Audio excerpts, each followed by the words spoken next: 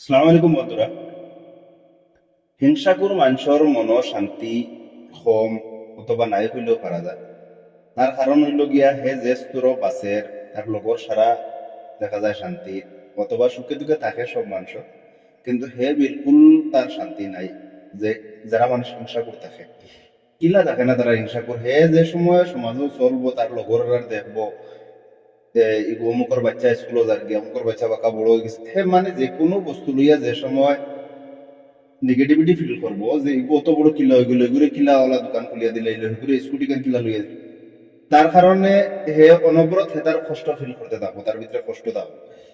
হালাকি তার কাছে ইলা বস্তু আছে, হয়তো সেম নাই অন্য বস্তু আছে, হিগুর কাছে যদি বাইক আছে তার কাছে হয়তো আরো কিছু আছে, তার কাছে হিগুর কাছে যদি বাচ্চাকে বড় ইয়া ফড়াত গেছে হয়তো তার কাছে ফুড়ি, হিগুর কাছে বুয়া তার কাছে ফুড়ি, মানে ডিফারেন্স হইব, কিন্তু আখের তার কিছু আছে তার গুণ হে দেখতো না, তার গুণ দি সুখ অনুভব করবার সময়ও পাইতো না।